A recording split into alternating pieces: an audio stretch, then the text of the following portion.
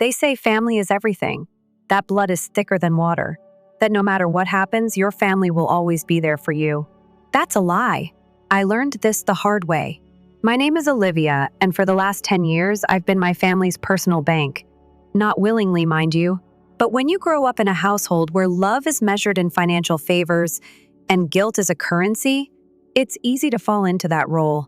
My mom, Linda, has always had a flair for the dramatic, her illnesses always conveniently appearing when bills were due. My dad, Charles, lost his job 5 years ago and never bothered looking for another one. My brother, Danny, is 30 and still waiting for his big break in music while living in my parents' basement. And my sister, Emily, well, she's got 2 kids and an Instagram feed that makes it look like she's the most devoted mother in the world. But somehow, she never has money for their actual needs. Meanwhile, I've worked my ass off since college, got my business degree, clawed my way up to a managerial position, and finally reached a salary where I should be able to live comfortably. Should being the key word, because every time I get ahead, my family drags me right back down. It started small, helping Dad with the mortgage, covering Mom's prescription costs, paying for Emily's kids' school supplies. Then, suddenly, I was covering Danny's rent because he was about to be homeless. 1,000 here, 2,000 there. Before I knew it, I was giving them over $3,000 a month, barely affording my own expenses while they kept up with their luxuries. I lived in a tiny apartment, eating cheap takeout while they dined out, went on vacations, and somehow always had the latest gadgets. But hey, family helps family, right? That's what Mom would text every time she needed another $500. And then came Thanksgiving. I told them weeks in advance I wouldn't be able to make it this year. A major campaign at work was my top priority, and if I nailed it, I was looking at a big promotion. I thought they'd understand, but of course, they didn't. Mom laid the guilt on thick, whining about family traditions and how much the kids would miss me. Still, I stood my ground. The next Tuesday, I got an email from my cousin, Michelle. Subject line, OMG curious. I opened it. Attached was a video. It took forever to load, but when it did, I felt like my entire world shattered. It was a recording from Thanksgiving dinner, the one I missed. My entire family was there, laughing, drinking, having a great time. And then I heard my brother's voice. Thank God Olivia didn't come. We can actually enjoy ourselves without her whining about work.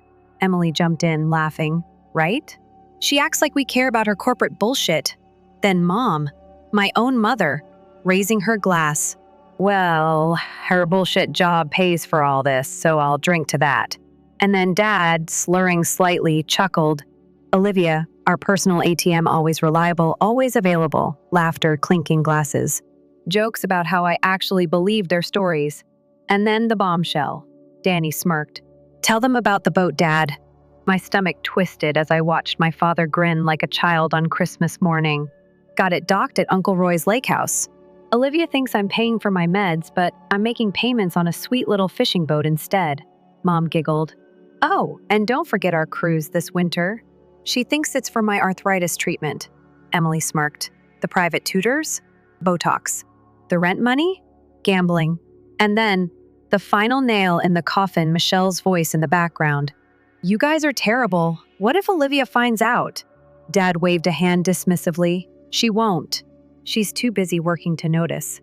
Besides, she likes helping family, makes her feel important. I stared at my screen, frozen.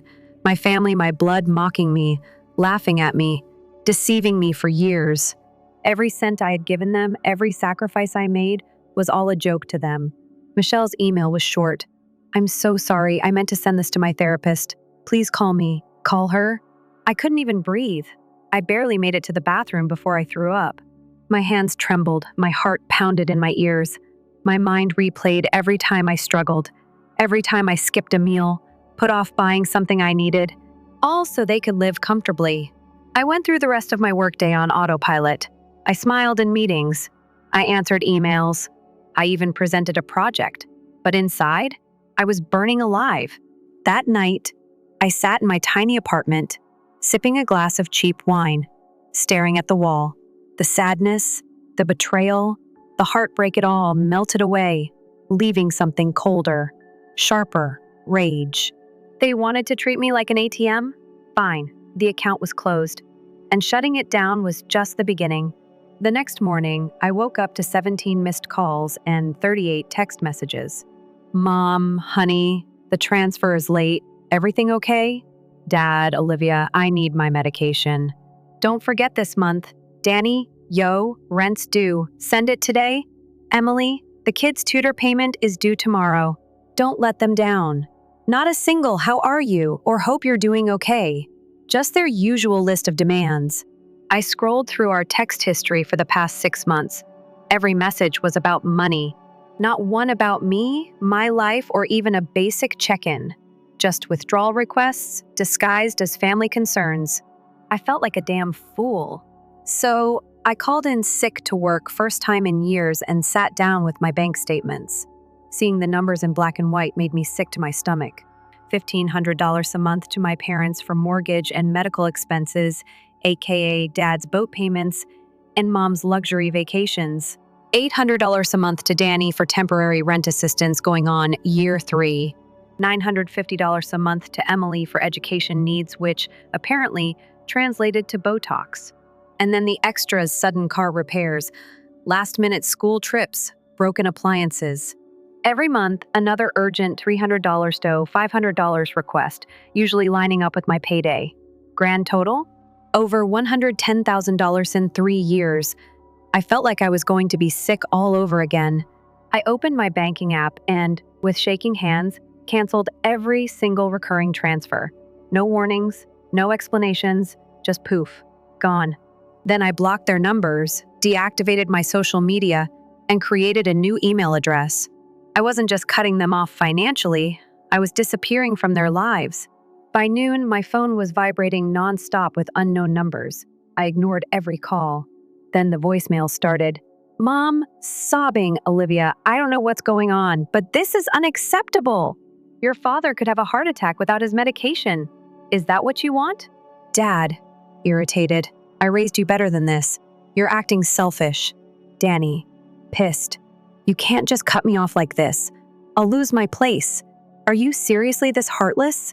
Emily, passive-aggressive, I guess money means more to you than family. Hope you sleep well, knowing the kids are suffering.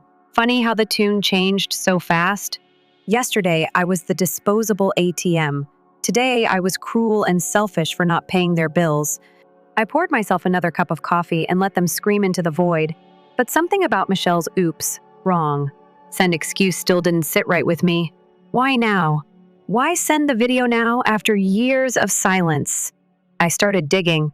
I went through old group chats, emails, even birthday messages, little breadcrumbs I'd never paid attention to before. And that's when I saw it. Michelle had been getting awfully close to my parents lately, showing up at every family gathering, getting friendly with Danny. And she kept bringing up one thing, our grandparents' lake house. Technically, the house belonged to my grandparents, but my Uncle Roy had been managing it for years. Michelle had always wanted a piece of that property. And now, suddenly, Mom had mentioned using extra money to cover its property taxes. Money that had come from me. Weird, right? The more I dug, the worse it got. I found a group chat from months ago where Danny had joked about my promotion. Better time our rent emergencies, right, LOL? And Michelle's response? Yeah, let's catch her while she's feeling generous. Maybe say it's for the kids or something. It hit me like a truck. This wasn't just my parents taking advantage of me. Michelle had been orchestrating it. Then I found the email that sealed it. From Michelle to Danny, if Olivia feels guilty, she'll keep paying. Just don't push too hard, or she'll back off. I dropped my phone. She hadn't sent me that video by accident. She'd sent it on purpose. Michelle didn't want justice. She wanted me to explode, cut everyone off, and burn the bridge for her. Because once I was out of the picture, she could swoop in, play the supportive cousin, and convince my parents to sell the lake house, probably to her, for pennies on the dollar. She wanted me out, and she almost got away with it. I picked up my phone and texted her from my new number. Hey, Michelle. Got your video. Let's talk over coffee tomorrow. Michelle, OMG. Yes. I feel terrible. I'm so sorry you had to see that. Starbucks at noon? Sure you are, Michelle. Sure you are. The next morning, I woke up to a voicemail from my office. Receptionist, hey Olivia, your parents and siblings showed up asking for you. Security wants to know if they should let them up. I responded instantly, me, absolutely not. Have security escort them out. A few hours later, Michelle and I sat across from each other at Starbucks. She looked nervous. Good. She started the second I sat down. Olivia, I swear I had no idea they were using you like that. I feel so guilty. I slid my phone across the table. Then what's this? She blinked at the screen, reading her own words. If Olivia feels guilty, she'll keep paying. Her face drained of color. I leaned forward, lowering my voice. You played both sides, Michelle. You fed them ideas, helped them milk me for money, then sent me that video so I'd go nuclear and cut them off. You wanted them desperate, vulnerable. You wanted that lake house. Tears welled in her eyes. I swear I never meant to. I smirked. Save it. I don't care why you did it, but you're gonna help me. She swallowed hard. Help you how? You're going to get me proof of every dime they spent my money on. Bank statements, receipts, photos, everything. Michelle stared at me, silent. I tilted my head. And if you don't, I'll tell the whole family how you've been skimming Grandpa's estate for years. Her eyes went huge. How did you? I smiled. I'm a lot smarter than you think. She looked like she might throw up, but she nodded. Fine, good, I said, standing up.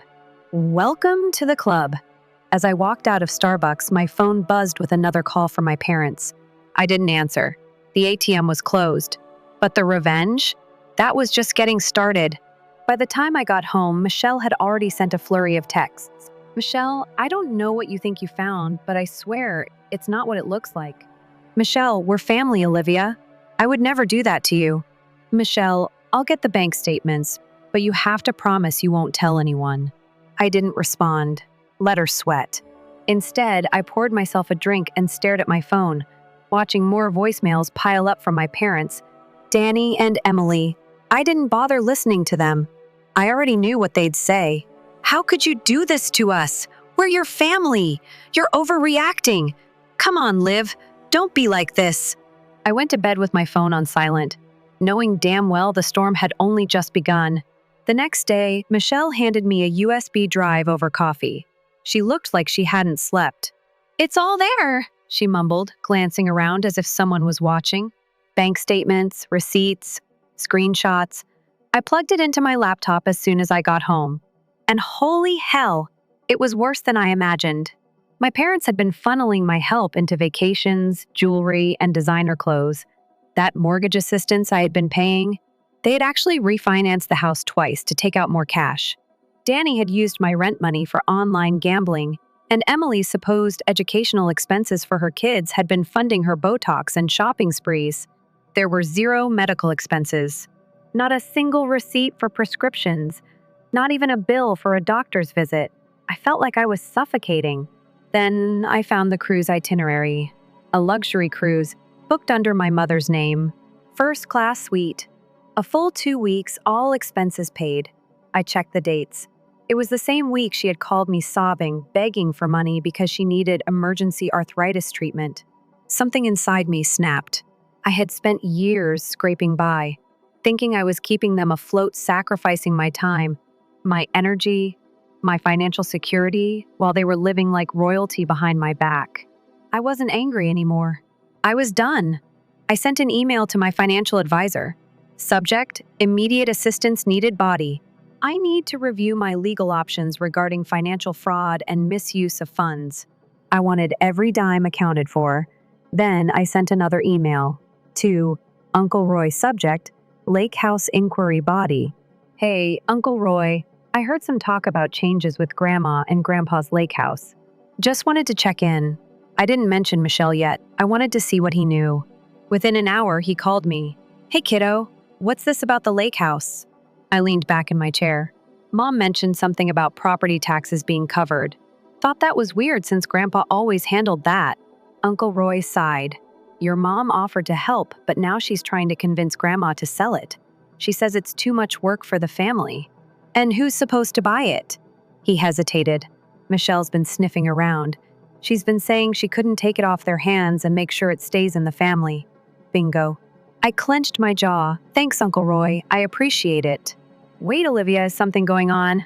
I took a deep breath. Oh, yeah. And you're going to want a front row seat for what's coming next. 2 days later, my family showed up at my apartment. I wasn't home, of course, but my neighbor texted me. Neighbor, your brother is pounding on your door like a lunatic. Should I call security? Me, yes. Security escorted them out, but they weren't done. That afternoon, I got another email from my office's front desk. Subject, urgent, visitors for you body. Your parents and siblings are here? Should we let them up? Me, absolutely not. Call security again if needed. Then at 7 p.m., my phone rang. Blocked number. I let it go to voicemail. Mom's voice came through, thick with fake tears. Olivia, I don't know what's happening, but this is cruel. Your father is sick. He needs his medication. You can't just cut us off like this. A pause. Then, her voice turned sharp. If you don't fix this, we will come find you. Oh, so that's how it was going to be. I smirked and pressed save. Legal threats? Intimidation? Now we were talking. I called Uncle Roy back. Hey, think you could invite everyone over to Grandma's house this weekend? Tell them it's important. A pause. Then a chuckle. Oh, this is going to be good, isn't it? Oh, you have no idea. That Saturday, I walked into Grandma's house to find my entire family already there. Mom, Dad, Danny, Emily, even Michelle. The second I stepped inside, Mom gasped, Olivia, finally! We need to talk. I held up a folder. Oh, we're going to talk, all right. I walked to the center of the room, set my laptop on the coffee table, and connected it to the TV. The first slide came up. My bank statements. 3 years of transfers highlighted, categorized, labeled. Silence fell over the room. Danny shifted. What is this? I smiled coldly. It's every cent I've ever given you. And where it really went. Click. Next slide, Mom's luxury cruise. Click. Next, the boat. Click. Next, Botox receipts, gambling transactions, jewelry purchases. Emily covered her mouth. Oh my God! I turned to my parents. You've been lying to me for years. You stole from me, manipulated me. Do you have anything to say for yourselves? Dad's face was red. You're being ridiculous. We're family. I nodded. Exactly. And family doesn't steal. Family doesn't use people. Click. Next slide. The lake house scheme. Michelle flinched. By the way, I said, turning to her, you weren't very subtle. Uncle Roy filled me in. She opened her mouth, but I cut her off. Oh, and I also found your little side hustle. Click. Michelle's bank transfers from Grandpa's estate. Her face turned white. I'd start worrying about that, Michelle, the first said, closing my laptop. Because the IRS sure will. The room erupted. Mom was sobbing. Danny was yelling. Emily looked like she wanted to disappear. I stood up. I'm done with all of you. Consider this my official resignation as your ATM. And with that, I walked out. For the first time in years, I felt free. But this wasn't over yet. Because now, it was time for consequences. I drove home in silence, gripping the steering wheel so tightly my knuckles turned white. My heart was still pounding from the confrontation. The sound of my mother's fake sobs, my father's rage, and Michelle's stammering excuses echoed in my head. They thought they could manipulate me forever, that I would always be their safety net, that no matter how much they lied, stole, and used me, I would stay. They were wrong. By the time I reached my apartment, my phone was blowing up. Mom, we need to talk. That was completely uncalled for. Dad, you embarrassed us in front of the whole family. I hope you're happy. Danny, you just ruined everything. We'll see how you feel when you're alone. Emily, I don't know what's going on with you, but you're acting crazy. Michelle, we can fix this. Just don't do anything drastic. I smirked. Oh, Michelle, it's a little late for that. I ignored every single message. Instead, I forwarded everything to my lawyer, including the voicemail where Mom not so subtly threatened to come find me if I didn't fix this. I wasn't taking any chances. Then, I poured myself a glass of wine, sat down at my desk, and got to work. Step 1 was setting the legal wheels in motion. I met with my lawyer the next morning. laying out everything: bank statements, forged loan applications, proof of misused funds. Your father committed fraud when he claimed your income for that boat loan, my lawyer said. Flipping through the documents, that alone could get him in serious trouble. I leaned back. Good, my lawyer smirked. You sure you want to go through with this? This is going to burn the bridge for good. I thought about every sacrifice I'd made, every time I went without so they could have more, every lie they told while spending my money behind my back. Then I remembered my mother laughing about her luxury cruise. I met my lawyer's gaze. Burn it down. 2 days later, the first domino fell. Uncle Roy called me, his voice tight. Olivia, I just got off the phone with your dad. He's panicking. I raised an eyebrow. Oh, he got a call from the bank. They flagged his loan because you reported the fraud.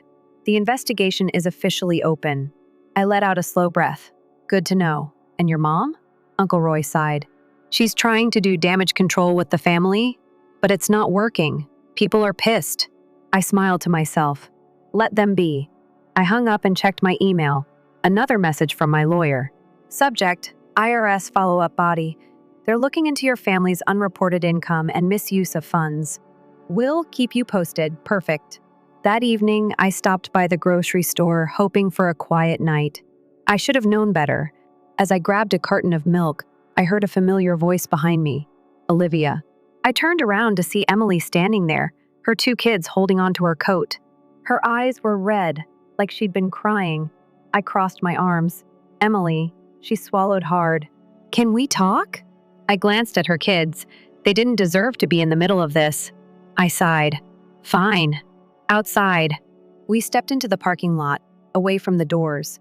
She wrung her hands, shifting nervously. Look, she started. I get that you're mad. But the kids, this isn't about the kids. I cut her off. It's about you. About how you lied to me for years while spending my money on Botox and vacations. She flinched. I didn't think it would come to this. I scoffed. That's the problem, Emily. None of you ever thought this far ahead. You just assumed I'd keep paying forever. She looked down. I messed up. For the first time, she actually looked ashamed. I sold some jewelry, she mumbled, reaching into her purse and pulling out a check. It's only $2,000, but it's something. I stared at the check, surprised. It wasn't much compared to what she had taken, but the fact that she was even attempting to repay me meant something. Still, I wasn't ready to forgive. I took the check and slid it into my pocket. This doesn't fix anything, but at least it's a start. She nodded, looking like she wanted to say more but didn't know how. As she turned to leave, her son looked up at me. Aunt Olivia, can we see your new house? I felt something twist in my chest. I crouched down. Soon. But just you and your brother, okay? His face lit up. Ice cream too? I smiled. Ice cream too. The next morning, my lawyer called me. It's official, he said. The bank is pressing charges against your father for fraudulent loan applications.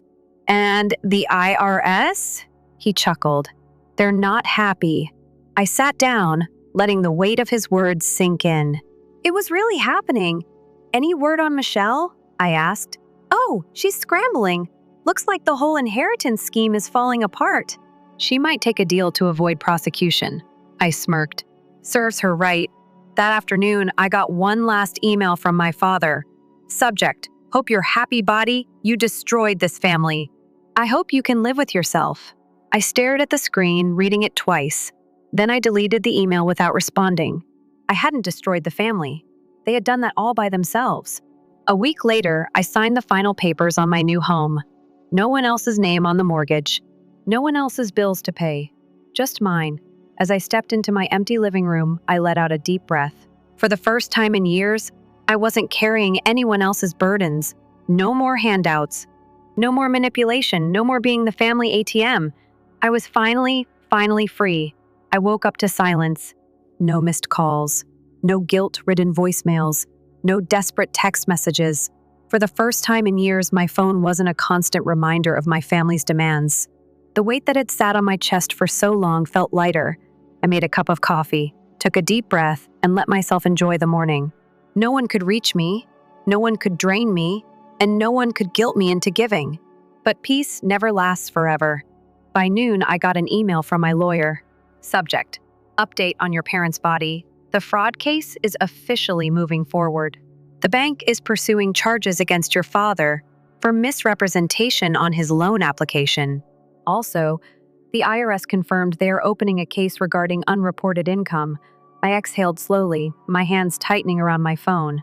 It wasn't just happening, it was happening fast. I had spent years funding their lifestyle, and now they were going to learn what life looked like when the money ran dry. A few hours later, my Uncle Roy called. "Olivia, you're not going to believe this," he said, a mix of amusement and disbelief in his voice.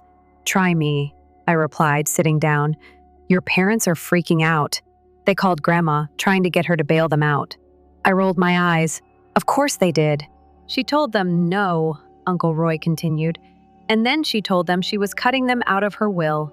That made me pause. "Wait, what?" Uncle Roy chuckled. "She said, and I quote, 'I don't reward liars and thieves.'" I blinked. Grandma had always been sharp, but I never expected her to take a side in this mess. "Good for her," I said, shaking my head. "She's leaving the lake house to you, by the way." I nearly dropped my phone. "What?" "Yeah, Michelle's little scheme backfired spectacularly. Grandma figured out what she was up to. Between the inheritance fraud and her trying to manipulate the family, Grandma's done with her too." I let out a slow, stunned laugh.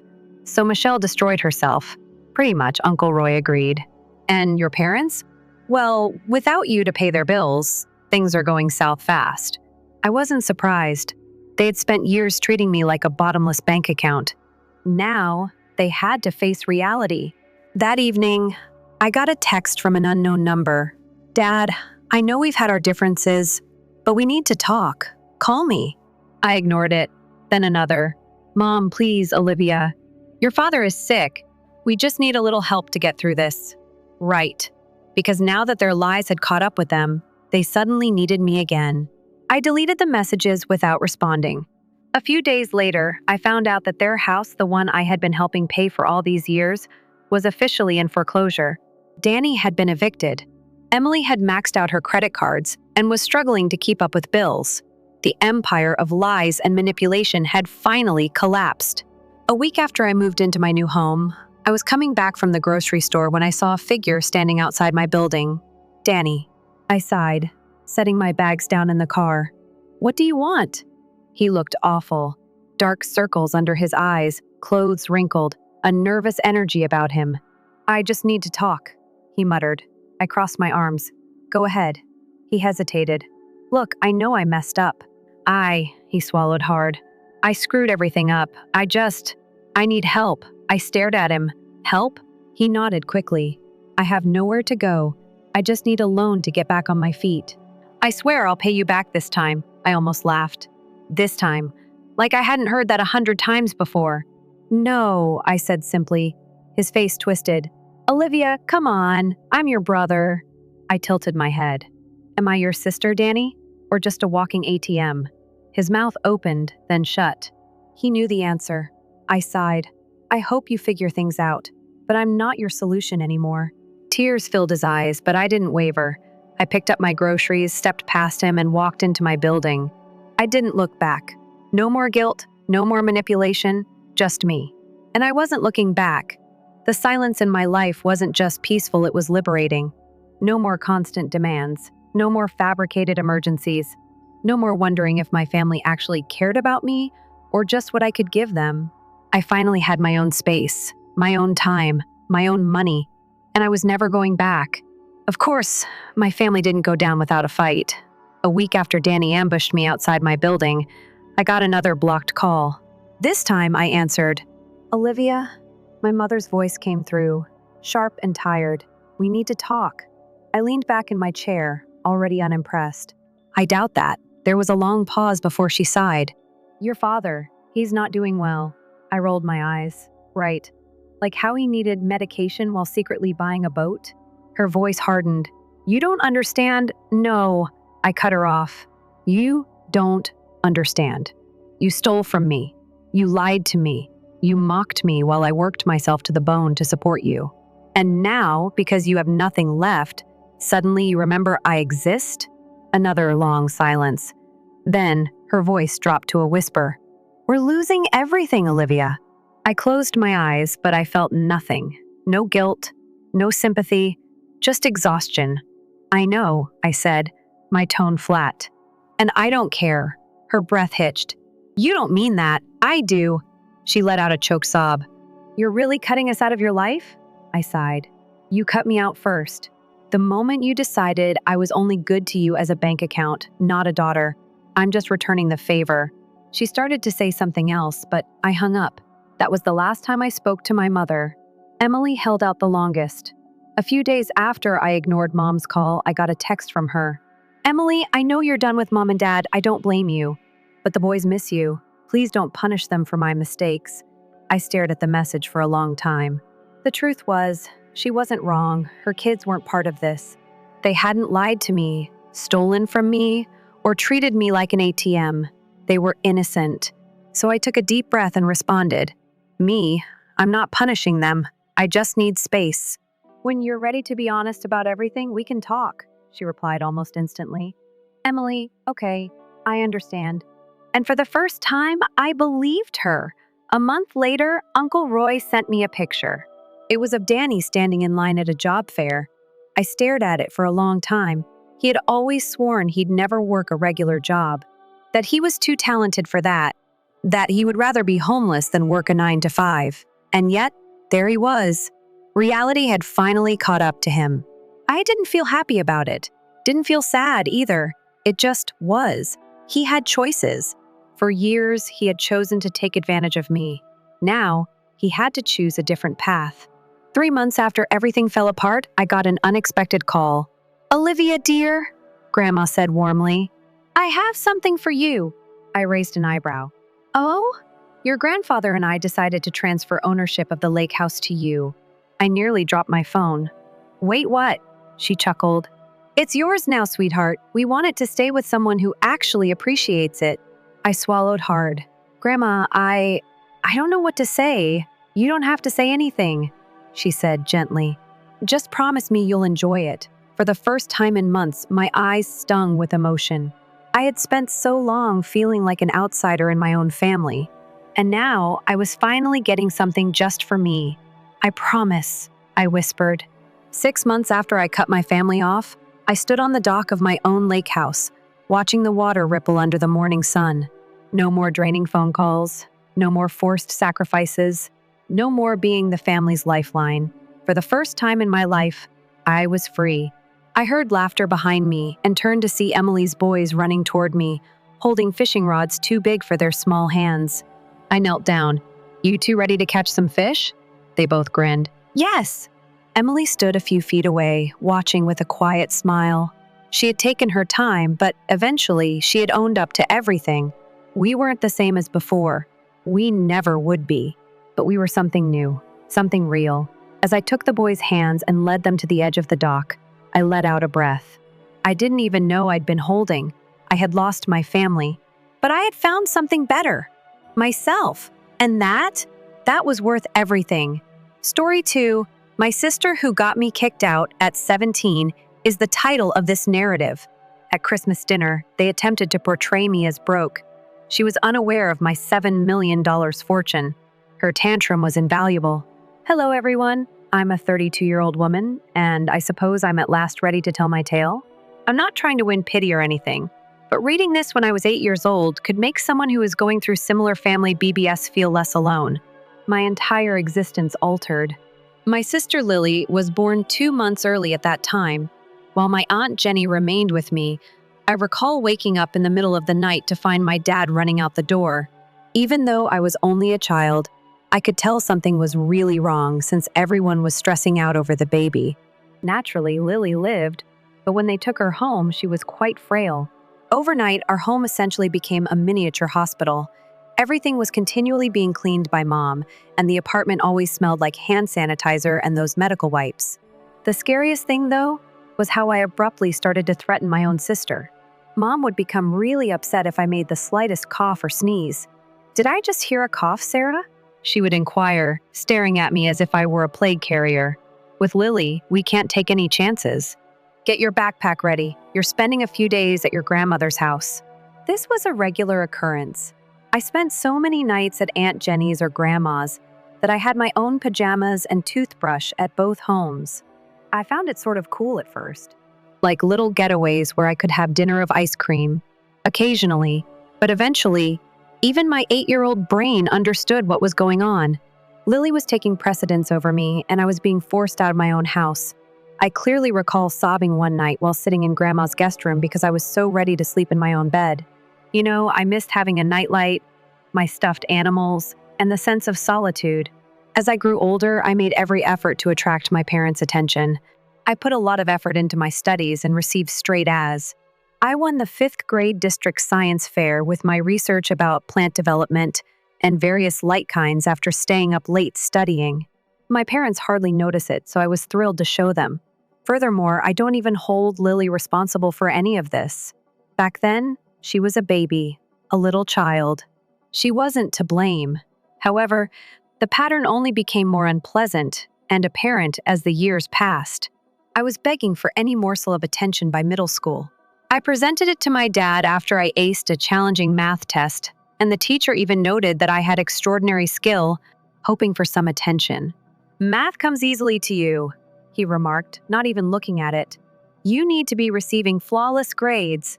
After that, you returned to assisting Lily with her elementary math. All I did was go to my room and sob into my pillow. Gatherings with family were terrible. Even the simplest accomplishments from Lily would make my parents swoon. Sarah is doing well in school, but when someone inquired about me, Lily learnt a new song. As though I were a supporting character in my own life, I so began reading novels by myself in my room a lot. At least the fictional characters took note of me. Now that I'm typing it out, it seems fairly pitiful, but that's how I handled things at the time. I would hope that this would be the day I mattered on my birthday every year. And every year, Lily would take precedence above everything else. On my 12th birthday, on the same day, Lily had a dancing recital. Can you guess which was more significant? My celebration was a simple cake party upon our return from her concert. My folks went to bed early since they were exhausted from the busy day. I watched the candles melt into the frosting while eating the remaining cake by myself in the kitchen. And believe me when I say that, when you feel invisible in your own family as a child, you begin to think that's all you deserve. You begin to believe that perhaps there is a problem with you rather than their treatment of you. Lily wasn't even ill by the time she reached 7. Like, really? The child is running about in perfect health. No issues at all. However, my parents were unable to break free from their strange protective stance. And Lily quickly realized that she was in charge of everyone. She wasn't a moron. Every time she desired something, she would act pathetic and helpless. And it was always successful. Lily was a complete drama queen in high school, often making up stories about how I terrified her or mistreated her. It didn't matter what I did, I just tried to avoid her company most of the time. She enjoyed the attention, so she would make things up nonetheless. When I was 17, I reached my breaking point. I had to study for a large test after returning home exhausted after debate team practice. I went to my room and shut the door because Lily was playing loud music in the living room. I needed some peaceful time to study, so I closed it naturally without slamming it or anything. 10 minutes or so later, my dad stormed into my room, looking quite irate. "How have you treated your sister?" I didn't know what he was discussing. As it turned out, Lily had cried and gone to them, saying I had slammed the door in her face and told her to stop talking. Total fabrications. However, they immediately believed her. No inquiries were made. They didn't even inquire about my version of events. Mom and Dad lost their minds.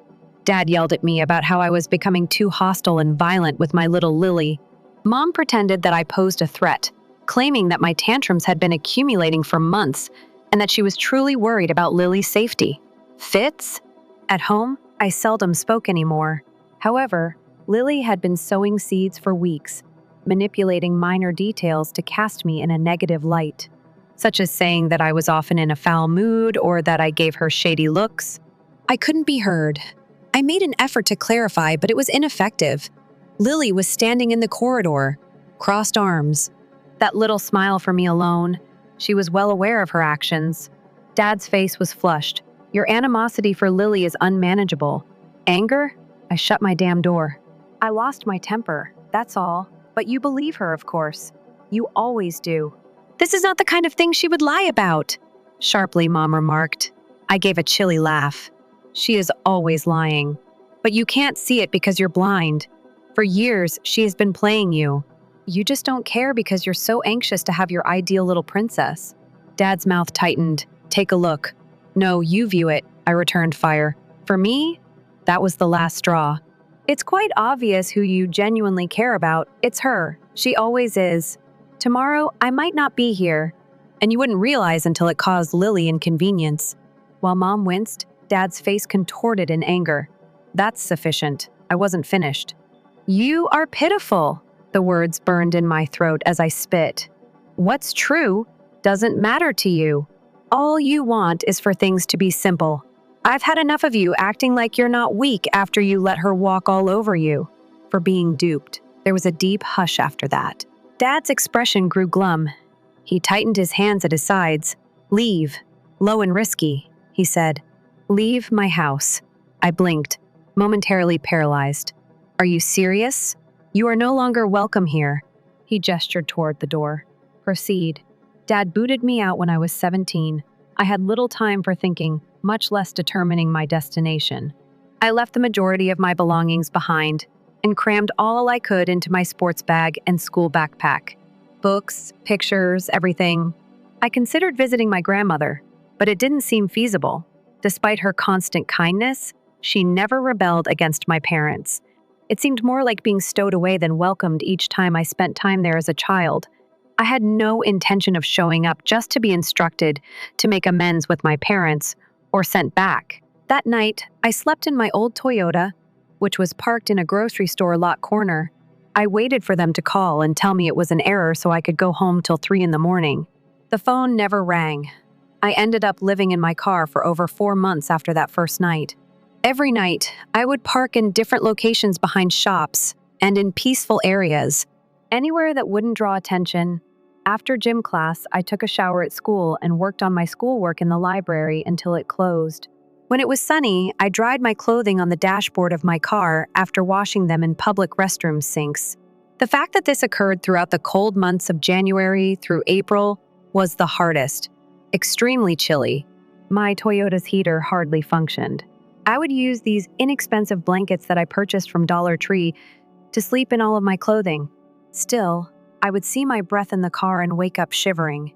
I went to school every day, even though there were mornings when my windows were actually covered with frost.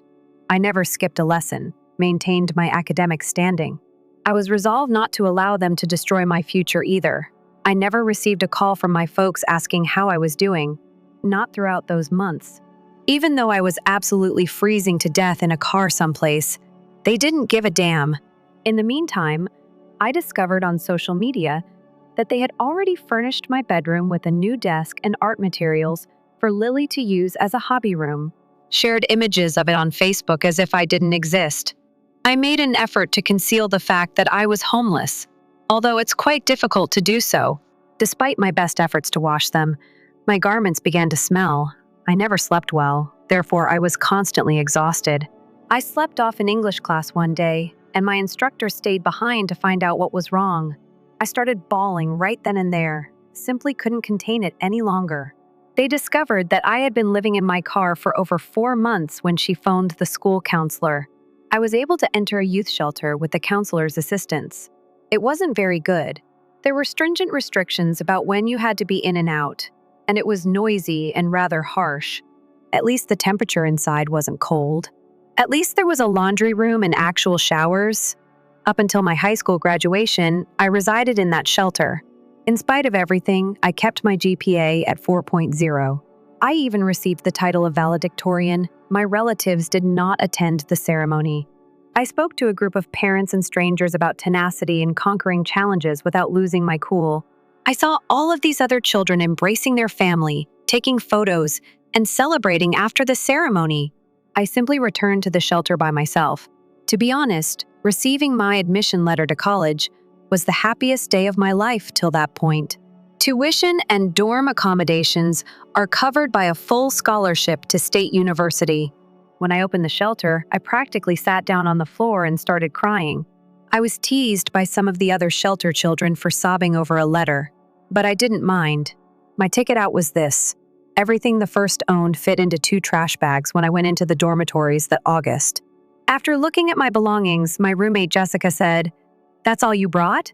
"I like to travel light," I responded, with a shrug. I wasn't going to disclose to this random lady that, prior to college, I was essentially homeless. It wasn't simply the academics that made college challenging. I had to balance a full academic load with 2 jobs. The scholarships simply addressed the fundamentals. I was hired to work in the dining hall, which was really cool since I got to eat for free while I worked. Worked 20 hours a week in the college library as well. Because I could study at my desk most of the time while other students went home for breaks or holidays, the library job was ideal. Since I had nowhere else to go, I would remain at the mostly vacant dorms. In fact, those silent weekends on campus were really tranquil. No drama, no sense that I was a hindrance to anyone. Me and my books alone. And fortunate. Keep quiet. Following 4 years of sheer tedium.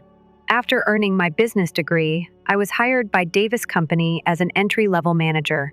I made $41,000 a year, which wasn't much, but it was enough to buy me a little apartment of my own.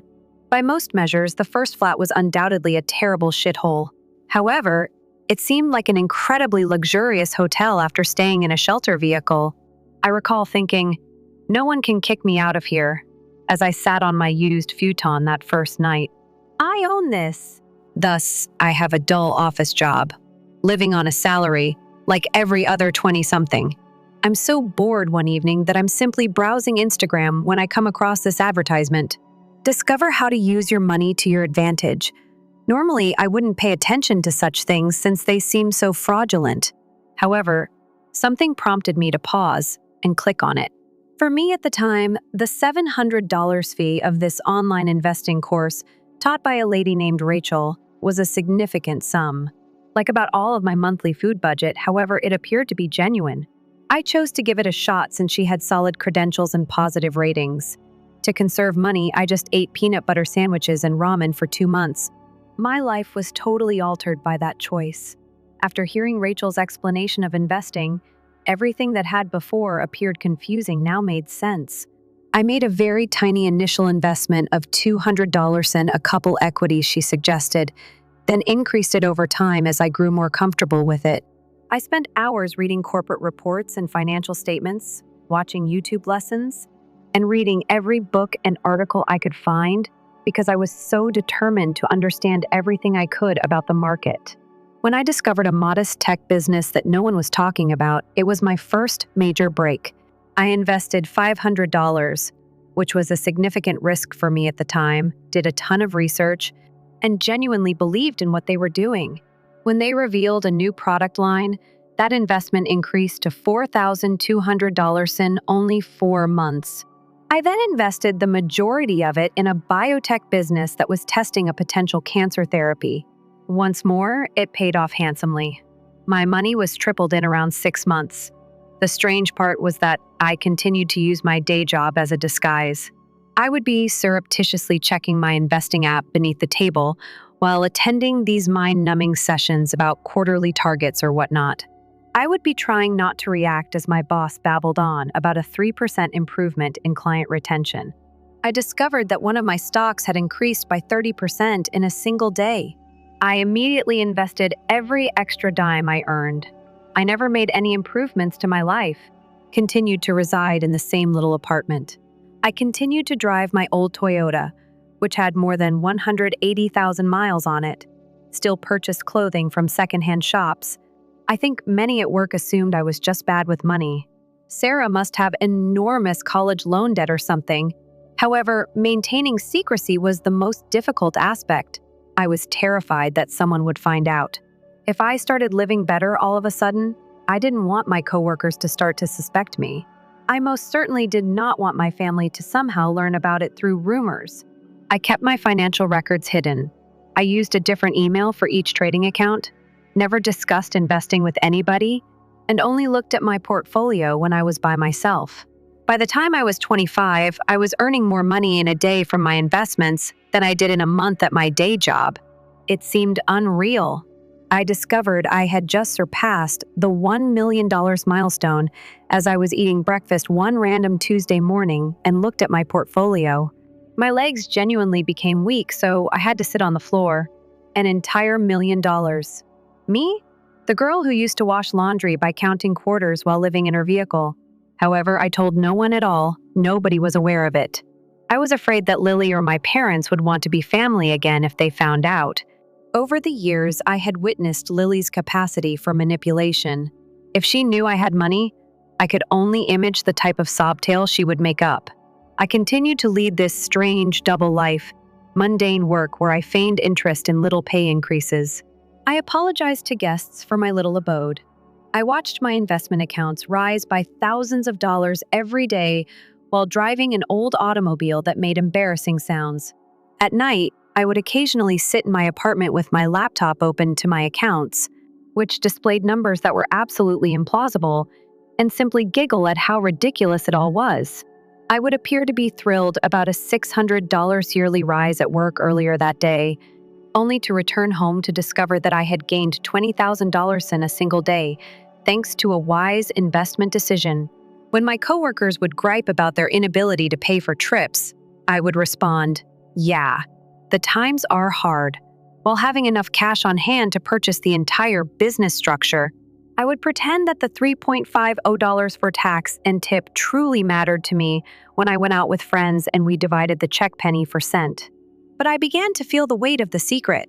There's a strange gap between you and everyone else when you're hiding something that large. I was unable to discuss the things I was truly enthusiastic about. I couldn't attribute my occasional lack of focus on investing because the stock was plunging. It was lonely in an inexplicable manner. Additionally, I hadn't spoken to any of my family members in about 8 years. I celebrated birthdays and holidays alone for 8 years. Me and my hidden bank accounts alone. I had essentially made up my mind a long time ago that I would never again interact with any of them. Like, written them off altogether. Then, unexpectedly, Aunt Jenny reached out to me on Facebook. She wrote to ask if we could get coffee and to mention that she had been thinking about me. Growing up, Jenny was the only person who had ever shown me kindness. In fact, she used to give me $20 birthday cards when I was a child, and she once purchased me new shoes after mine broke and my parents refused to get me new ones. So I accepted coffee against my better judgment. We got together at this Starbucks close to my workplace. Seeing her after all this time was strange. She still maintained the same warm smile, but she appeared older and had gray hair. Following some awkward small chat about her work and the state of the rest of the extended family, she finally revealed the true reason for her desire to meet your parents or her financial difficulties. She spoke slowly, observing my response as if she was afraid I may blow out or something. About half a year ago, your dad lost his job. I believe he simply couldn't keep up with the younger folks, but they say it was downsizing. Lily, too. She stopped and sighed. She did, however, leave the costly college they were funding, Carleton. It was named, I believe. When Jenny informed me about their financial difficulties, I felt nothing at all. No joy, no sorrow. Nothing compares to learning about strangers on a television program I didn't watch.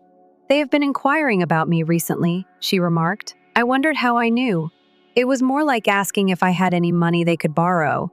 I assured her that everything was okay and that I was still working at my usual job. Presumably believing I had been living beneath a bridge, she was relieved. She then proposed that I attend Christmas, said that getting back in touch may be pleasant. My entire being wanted to say, hell no, take off, avoid falling back into their poisonous nonsense. But a small part of me, that tiny child, was the portion that might still be recalled. She is desperate to get her parents' approval, questioned if they had changed at all. I was also a little intrigued. After all this time, what would they say to me? I'll give it some thought, I responded, which beyond what I ought to have pledged. Jenny changed the topic and appeared content with it. I assumed that would be the end of it when we finished our coffees and gave each other an awkward farewell embrace. However, a week later, I didn't recognize the number that called on my phone. I almost didn't respond, but I did so because I thought I could get a call regarding an investment property. Is that you, Sarah? Her voice gave me a strange chill because it sounded just like what I recalled. Yes, it's me. Flatly, I replied. Oh, my love, you've been sorely missed, she said, as if some strange accident had separated us, and not because I was physically evicted from the house for shutting the door to my bedroom. Jenny claimed to have seen you. You are employed at Davis. That's fantastic. We hope you will join us for Christmas dinner. Everyone will be present.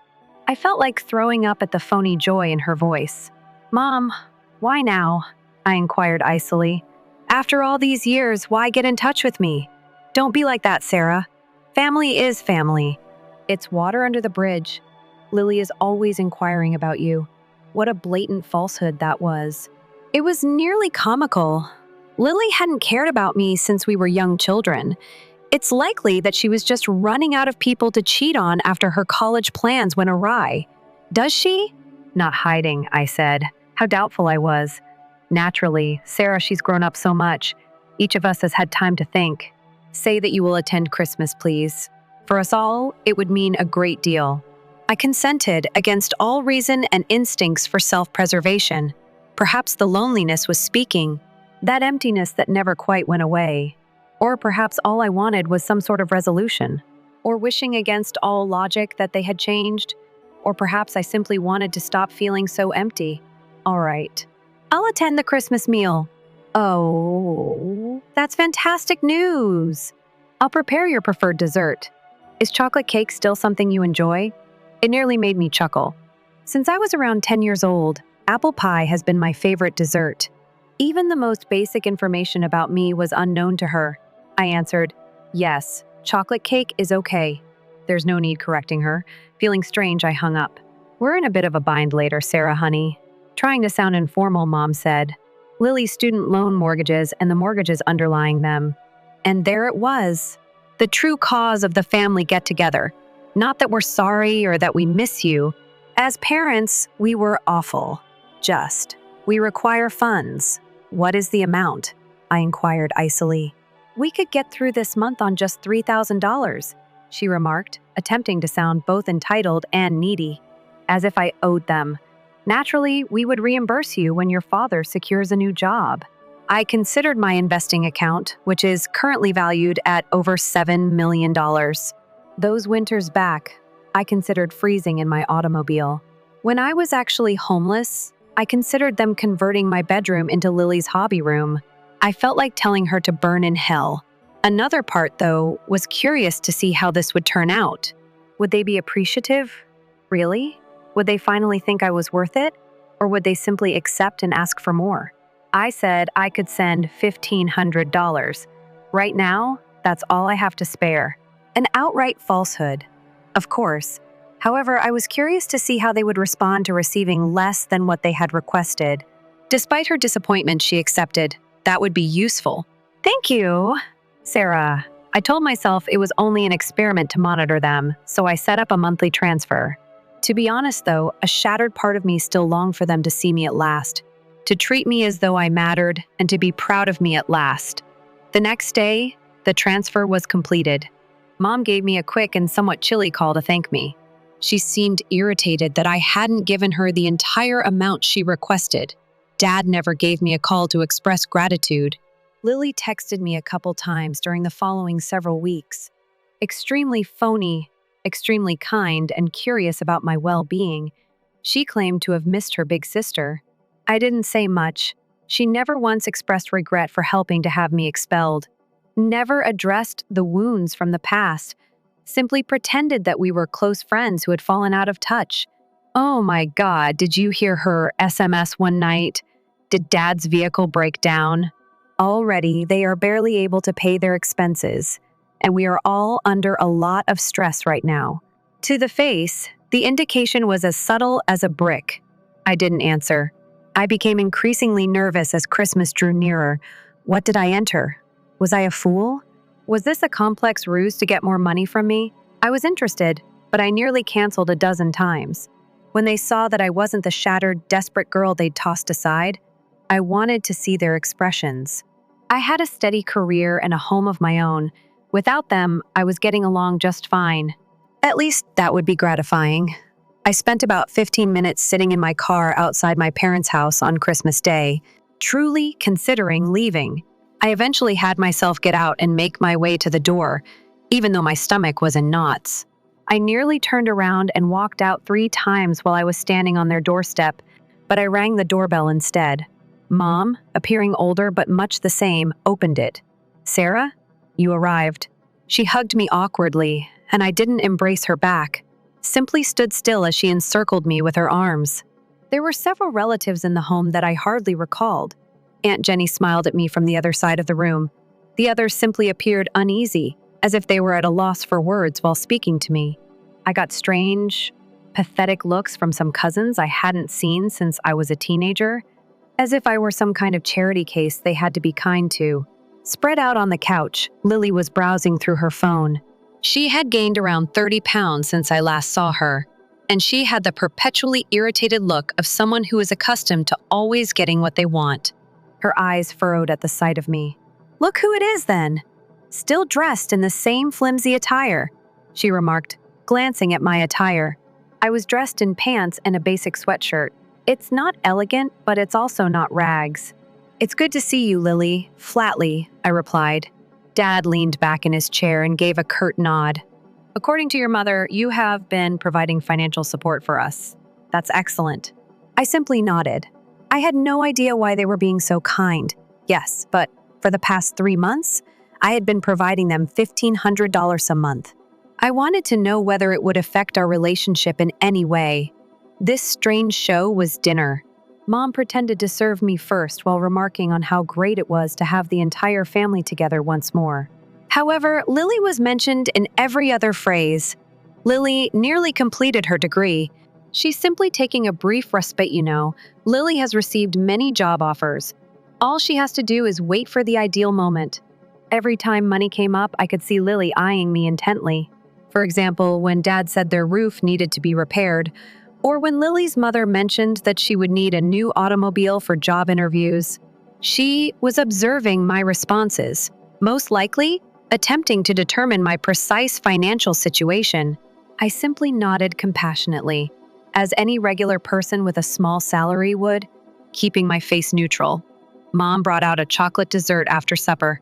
"I created your fave." With pride, she made the announcement. I didn't realize that since I was 10, apple pie had been my favorite. After thanking her, I grabbed a tiny piece. Lily took over at that point. "How's that little flat of yours in that dubious area doing, Sarah?" "It's okay," I said. "That vintage Toyota is still in operation. By now, it must have accumulated 200,000 kilometers." She forced a sarcastic little smile onto her lips. "That kind of thing.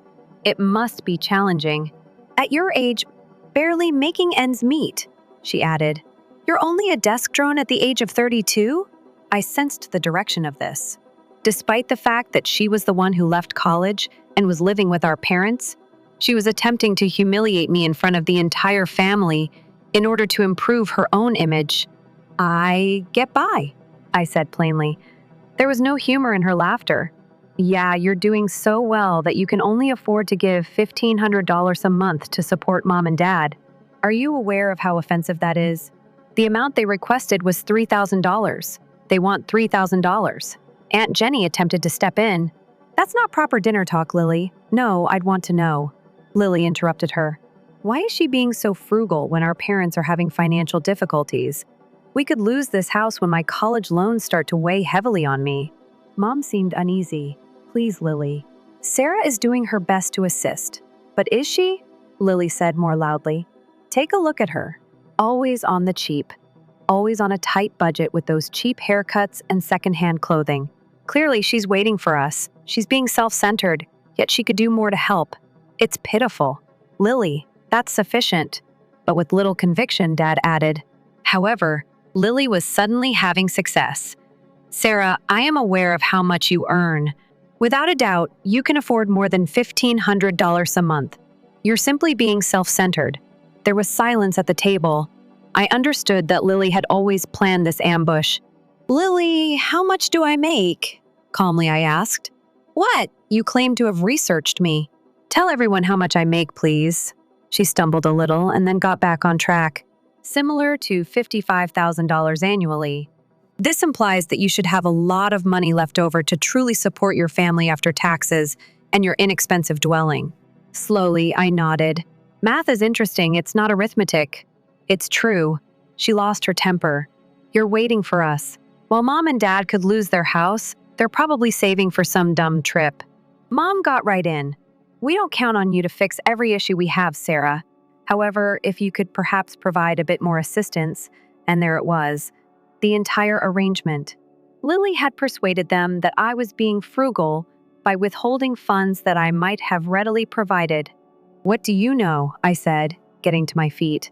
I had to get my laptop out of my car. "I have something I would want to show you all." I grabbed my laptop and headed outside to my car. Lily had a pleased expression on her face when I returned, most likely believing she had shamed me into giving her more cash. After I took a seat, I turned on my laptop and went into my investing account. I then rotated the screen in their direction to display the balance. $7,243,158.65. I've constructed this.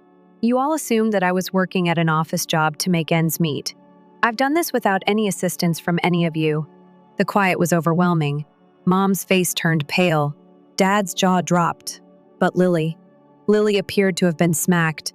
Her gaze shifted from the TV to me and back again. Lily was really perplexed. That isn't feasible. You shop at Target and drive a Toyota. Stage it, I smiled. Yes, since I don't treat money as monopoly cash like other people do. You see, I discovered that it's better to invest in my future rather than leave a costly university and hope that someone else would pay for it. Mom put on this strange, excessively enthusiastic smile, as if her brain had just reset. "This is really fantastic news, Sarah. We knew you would succeed. It was always said that you will succeed." Dad gave a bobblehead nod. "My daughter is that. Had a keen commercial sense from the beginning." "Sure, Dad. Last week you were most likely simply telling your neighbor how proud you were of me." When requesting whether they were aware of a reputable pawn business, I could almost hear the arithmetic problems running through Lily's mind as she continued to stare at the screen. Her eyes gleamed with the unique type of avarice that befits a gold digger documentary when she finally glanced up. She said, "We're family, Sarah," in a nice, gentle voice that sounded like she was trying out for a Disney princess part. "Family helps family, and I've been struggling a lot lately. Family oh." I cocked my head. "It's funny. I don't recall being family while you were redesigning my bedroom and I was freezing to death in my vehicle, or when you lied and got me expelled when I was 17. That collective embrace must have been missed. Years ago," Lily complained. "I was only a child." "Lil, you were 15. I tilted my head in agreement. "You're old enough to see the difference between supporting your mother and using me as a prop for your personal benefit. But congratulations. You did a fantastic job. I went to my parents, and you also chose to trust her instead of me. No inquiries. I was thrown away like leftovers from the previous week. Oh, now that you believe there is money, I'm suddenly family again. I didn't even check to see whether I lived. It's touching." Mom started crying right away. "Amazing. To be honest, we were wrong." She gave a whiff. "However, we can resolve this. We can reunite as a true family." I laughed. Cold and slow. "A true family?"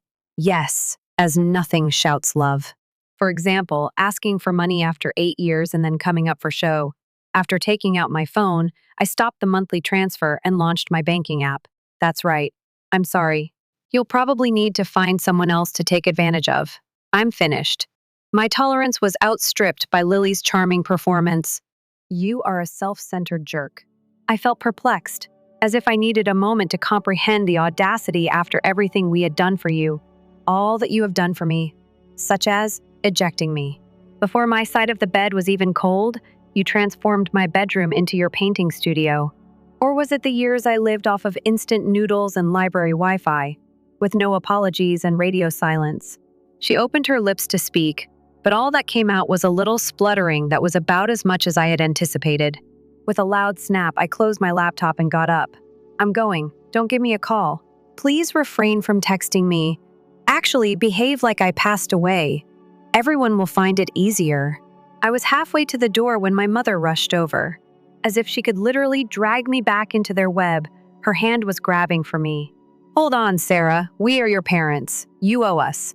I turned and grinned icily. When you threw me out like trash, I owed you nothing. Now, I owe you even less. Never one to let me down. Dad called me by name. You're a little ungrateful. I swung back so quickly that he stopped talking in the middle. Why are you not grateful? For getting expelled. While you were redecorating my room, I was cold in my car. For 8 years until my bank account became interesting, I was neglected and thrown away. Just guilty, blank glances without apologies. I opened the door, closed it behind me, and walked out. Like a door slamming on a whole chapter of my life, I felt something inside of me click into place. I looked back once as I walked to my car. Lily was at the window, observing me. Her look was a strange concoction of fright, anger, and disbelief, the expression one gets when they learn. Their final card was stolen by the ATM. I had just entered my flat when my phone began to explode. Lily kept making calls and leaving obnoxious voicemails. You believe that you are now so much superior to us? And phony ones who apologize. I apologize for my anger. I was just taken aback. Mom sent over 50 texts, ranging from guilt trips to outright requests for money. Dad's messages were the most menacing, but he left less, discussing my remorse for this choice and my legal responsibilities. At night, I blocked all of their numbers, but it was only the first step. Lily was parked in her car outside my apartment complex when I got home from the gym 3 days after Christmas. She leaped out and came running over as soon as she spotted me. Can we have a conversation, Sarah? Desperate, she asked. I apologized for Christmas. Simply put, I was taken aback. I tried to get past her by saying, "There's nothing to talk about." She took hold of my arm. "You're not understanding. I'm in serious danger. I have nothing to do with the student loans." For her, I completed, "Release my arm." Her expression transformed in an instant. The same cruel grin from my early years took the place of the faux kindness. Didn't you always believe that you were superior to me? Even as children. And now you believe that you may disregard your family since you are wealthy? Since the day you lied and got me expelled? Lily, we haven't been family. God, oh God, are you still preoccupied with that? She gave a smirk. It was a single, little falsehood. How could I have predicted that they would go nuclear? Her total lack of regret left me speechless as I looked at her. You were well aware of what you were doing. You desired my room. You received all the attention you desired. Well done. I had no idea you would become homeless. I knew she was lying, even if she protested. In any case, take a look at how well you did. Now you're wealthy. Thank you, none of you. Then her face became hideous.